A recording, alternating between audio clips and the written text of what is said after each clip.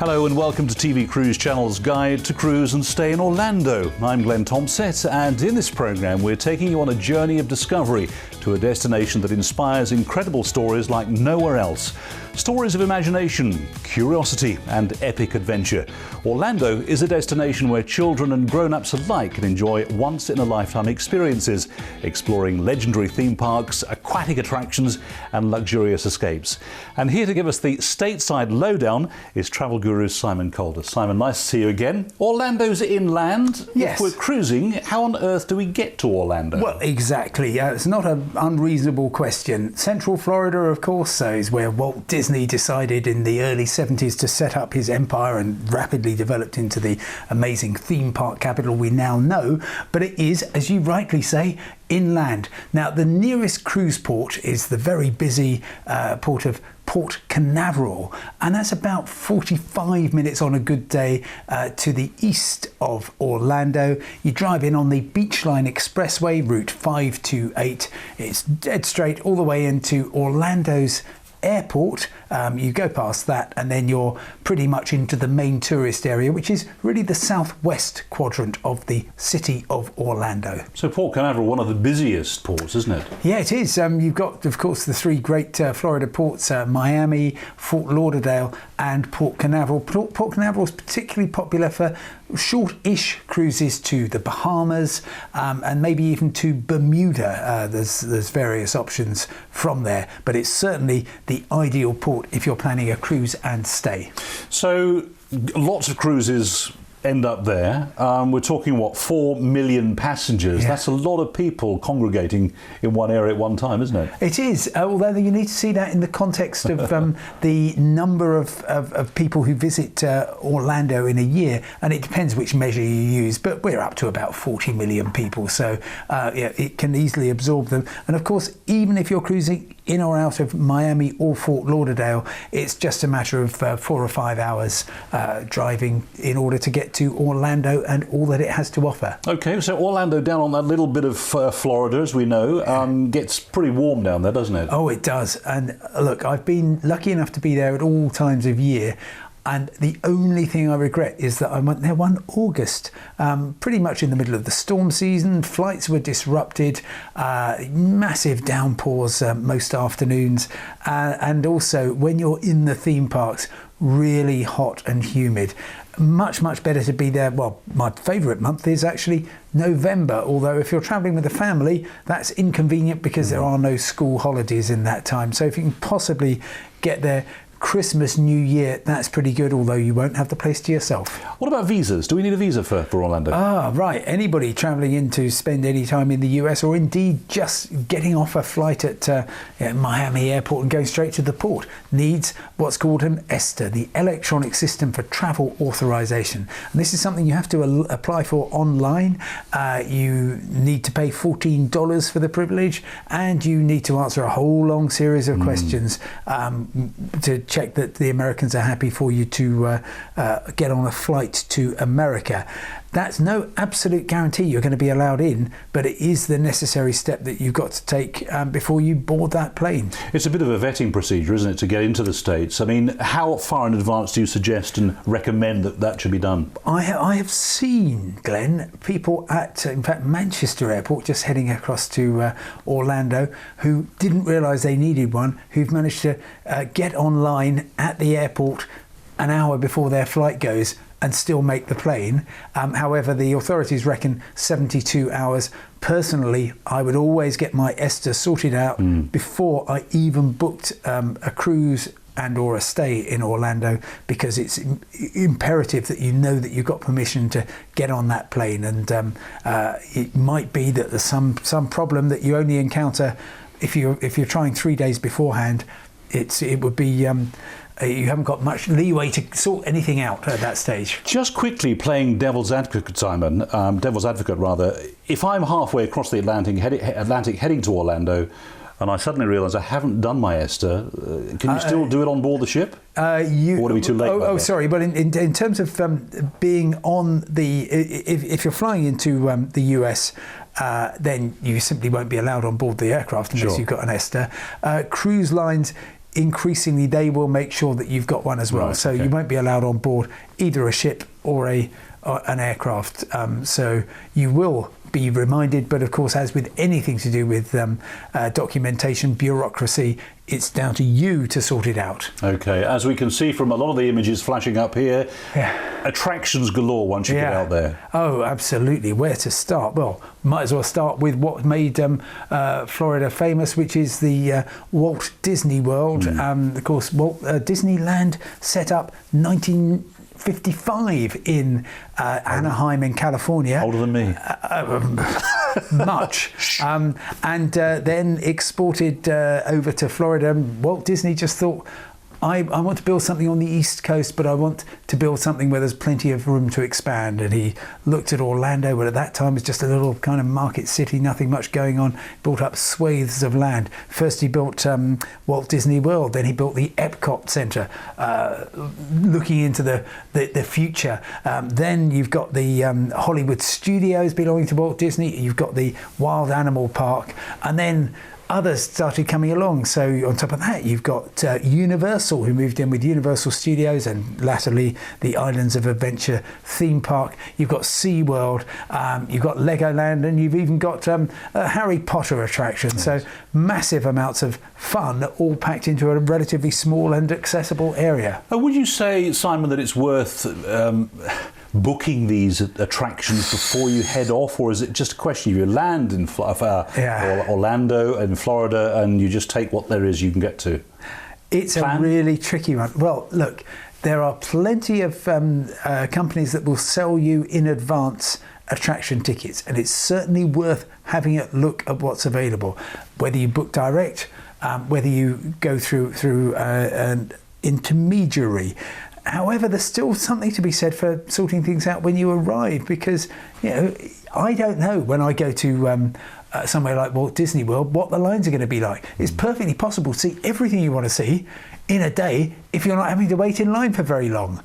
Similarly, you might plan to spend a couple of days there, but actually you're having so much fun, or indeed the lines are so long, it ends up being 3 days. So it's a difficult one to call. The main thing is just if you can avoid the crowds, then that is going to make your whole experience so much better. Although I have to say the Americans do make queuing quite educational and fun at times, don't they? Yeah, although if you are in the noonday sun in the middle of summer, it's hot, and you've got a 2-hour wait, then I think you can lose your sense of humour quite quickly.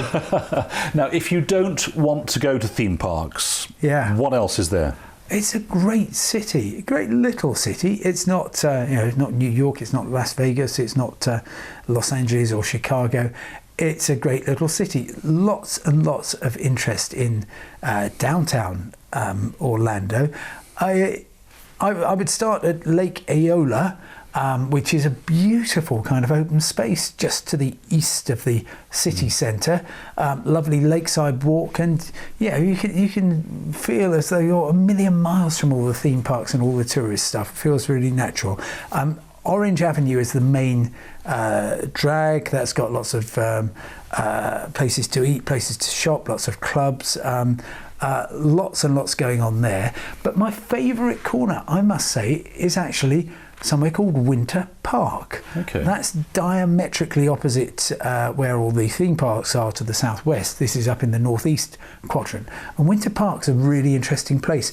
It's on the railway line, would you believe, from New York. You can step aboard a train in somewhere like Washington Union Station and step off the train in Winter Park, a little suburb of Orlando. And that was because in the 19th century, when the railroads started expanding, people from the northeast of the US wanted to go somewhere accessible and warm and pleasant, and so they built Winter Park, almost in the image of a New England town. So there you are in the sweltering centre of Florida, and you've got the buildings built like a New England town, even with a New England college feel, thanks to Rollins University.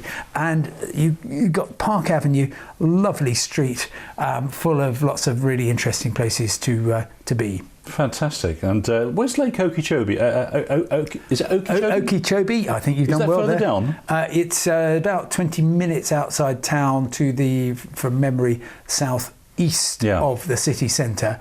And that's the place to go for an air boat ride.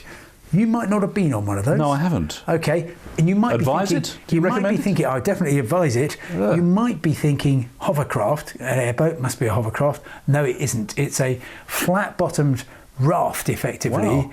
But instead of having a propeller which would disturb everything, it has this massive, well, it looks like a ventilation fan on the back, and that can whiz you across the water really quickly. And they've got all kinds of interesting wildlife up to, and I think including alligators. Wow. So that's at Lake Okeechobee. Yes. And that's a good one to try and practice. Yeah. Okeechobee. So you've got museums, you've got art galleries, you've got botanical gardens, you've got sports. If you're a sports fanatic, you want a bit of golf, can you do that? Oh, yeah. My goodness me. I mean, you must remember that Central Florida was basically just agricultural land for decades, for centuries, and then suddenly it became a vacation centre, and now, of course, whatever you want is within reach, and there's certainly good golf opportunities there. I mean, I wouldn't say it's the best place in the world to play golf. That's probably Scotland. But if you happen to enjoy a round of golf and you happen to be there, then it's very easy to set something up. But you will be paying for the privilege. Okay, well, in just a moment, Simon, we'll talk about something very close to my wife's heart, and that is shopping. Also, food and nightlife and annual events. So stay with us. We'll be discovering more about Orlando in just a few minutes. Stay with us. Hello and welcome back to TV Cruise Channel's Guide to Cruise and Stay in Orlando.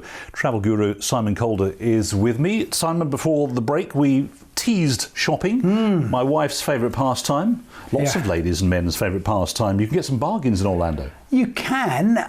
It all depends, of course, on the relative value of the dollar to sterling. I mean, I know I talk to a lot of cabin crew, and they love going over to Orlando because they can always, they believe, pick up a bargain. I guess the top mall to go to, if you're only going to go to one, is the Florida Mall. That's got all the big American names there, and it's just a giant place, nice and air conditioned, and a good place to spend a day. You're not anywhere, as far as I've seen, going to find a great variety of independent stores, except in Winter Park, which I mentioned before the break. Down on Park Avenue, you've got some lovely places to go, and you've also got something which feels quite un-Florida-like, which is on a Saturday morning, I believe between about 7 in the morning and 1 in the afternoon, a farmer's market, Really? which is really nice. And you're not necessarily going to, it might not be what you have in mind, but that's a great place. An American farmer's market. Yeah, and then of course you've got International Drive, and for people who aren't familiar with it, this is the main tourist drag which goes on for miles, and it kind of meanders from near downtown Orlando down towards Walt Disney World, and along the way you've got countless shops and places to eat and places to stay. I think it's not the sort of place that the locals would shop at, let me put it like that. So outlet centres, you got them literally flowing all over the place. They are overflowing with outlet centres over there, aren't they? Oh, sure, yeah. Look, here's what I would do, and maybe I'm steering you somewhere we might be going anyway. I like just getting out of the city and going into a kind of a local mall. So, for example, last time I was there, I went across to the east to the Kennedy Space Center, but along the way, I just stopped at one of these big local neighborhood malls where you're not going to get the same crowds, you are going to get great value, it's going to be a lot more relaxed, and I find a lot more American, less touristy. Do you know what I mean? Yeah, a lot of folks do that, don't they, nowadays? They sort of take in the real culture of the local area they're visiting, rather than being thrust in the direction that the operator wants them to go into. So it is a good advice, but obviously you have to pick the places that you can go to safely as well. There's the safety element you've got to think about. Millions of us go to Florida every year. Millions of us have a safe and easy time. And once you get out of Florida, out of Orlando itself, it's everybody is on your side. Use your common sense. Yeah. Common sense. Talking of food, is it pricey to eat out in the States? Well. Eat all you can for $1.99 is what you see everywhere, isn't it? you do. I mean, it's not. There's plenty of eat all you can places. But if you've been on a cruise, then you'll be quite used to doing that. And of course, there's lots of good fast food places, but I must say I'm quite a fan of picnics. And I tell you what, in terms of eating with the theme parks, the way I recommend people with kids do the theme parks is do not plan to get in and spend the whole day there. Go either for the morning or for the afternoon. Don't eat there, because you won't have a great experience. It won't be brilliant food. It will probably be uninteresting and overpriced. I guess they're catering for so many people as well. Yeah, well, and also on the go all the it's time. Monopoly prices, and that's fine. You choose to eat there or not. So I would say either get there the moment the doors open, run around all morning, and then at 1 o'clock head out to get some lunch and then chill for the afternoon, or take it easy during the morning. Maybe have some lunch, go in 2:30, and then you'll find, gratifyingly, the later it gets, the fewer people there are, and it kind of cools off nicely. So I would do that. But eating out can be a very expensive pastime anywhere in Orlando. Now, Simon, the fun doesn't stop when the sun goes down. If we want nightlife activities, is there plenty? Yeah, there is. It tends to be. If I'm looking for fun, I wouldn't stay on International Drive. It's a bit kind of tawdry in places. It's not very kind of local. I would most certainly head downtown, probably to there's an old sort of railroad station area which has plenty of bars and clubs around there, and that's really nice. Or you might want to seek out, there's a big Puerto Rican community, Vietnamese community indeed, and just a bit of local life, but probably not staying out near the theme parks. Okay. Now, if I want to think about local dishes or drinks, is there a particular one I should go for other than a burger? Well, I think the great thing to choose is Cuban food. Yeah. Because there's, like any Florida city, there's a big Cuban community there. I've eaten Cuban in Havana and Cuban in Orlando, and I much prefer the latter. I guess basically because they've got better choice of ingredients. Definitely go for Cuban. I think that's probably the most kind of authentic local Cuban community you're going to cuisine you're going to be able to go for. Love it. I mean, we went to Cuba last year for a holiday. Fantastic. And just stunning, the food and the people, so friendly. Oh, absolutely. My advice is to get in there before the Americans except that go in and flow in there. Orlando could be the great place to go before or after your cruise to Cuba, because of course it's getting now put on the map. Absolutely. Okay, let's move on to annual events then. What sort of things, it depends what time of year you go, obviously, but what sort of things can you be expected to see if you go to Orlando? What they're trying to do, of course, like anywhere, is extend the season, because you're too young, but you might remember back in the 70s, nobody had really heard of Orlando until somebody called Freddie Laker decided he was going to start flying out Freddie there. Laker. Okay, yes, not that young. At the time there was no summer tourist season, and until and the Florida tourist industry is very grateful for the fact that Mad Dogs and Englishmen started going out to Florida in the summer around about 1978, I do believe, and it's still the case that actually the busy time is really kind of December through to Easter. That's when most Americans will go there. So they want to extend the season. So they've got something like in September, which is pretty stormy, hot, humid. They've got a restaurant month where they have about 70 restaurants offering special deals on meals, which is a great way to sample lots of different cuisines without spending an absolute fortune. And then as you get more towards Christmas, of course, you've got the great Thanksgiving experience. The fourth Thursday of November is the start of the Thanksgiving weekend. And funnily enough, if you're not constrained by school holidays, it's a great time to be there, because in my experience, Thanksgiving tends to be an American family thing where they stay at home a bit, maybe like the Brits do at Christmas. And so therefore, you can be there Thanksgiving weekend, and you might think, well, it's going to be the busiest weekend of the year, and it isn't. So good time to be there. And then, of course, Christmas, New Year, all the celebrations, and Walt Disney World starts celebrating Christmas pretty much as soon as Thanksgiving is over. And the rest of the year, well, I'm guided actually very much on what's the next big theme park attraction that's opening up, because like quite a lot of people, I want to know what amazing rides they're coming up with next. The great thing with any trip to the States is they cater for families, particularly in Orlando, don't they? If you've got a young family or an older family, you're well looked after, I think. Oh, sure. And you've got things like Legoland, which is going to appeal to for younger families. Harry Potter tends to have a lot of appeal to all ages, but maybe early teens. And then, of course, particularly, I know you've got boys, the theme park thrill ride stuff is great. A couple of favourites of mine, the Incredible Hulk in Universal Studios Islands of Adventure. What is that? What's the ride like? Turns you upside down, I think, 7 times. And it's got an amazing 100-foot drop where you're travelling at, I think, 60 miles an hour. And then in the Disney Hollywood Studios area, you've got the Twilight Zone Tower of Terror. Oh, the Tower of Terror. Yeah, which is... well, you leave your stomach up there while you're down there somewhere, doesn't it? I don't know how they do it, but it is. It's quite stunning. And you can even, if you want to, if you had enough of the Orlando attractions, grab your rental car, head down Interstate 4 to Tampa and go to Busch Gardens there. We've got a whole choice of other new roller coasters. It's great. Bring out your inner teenager.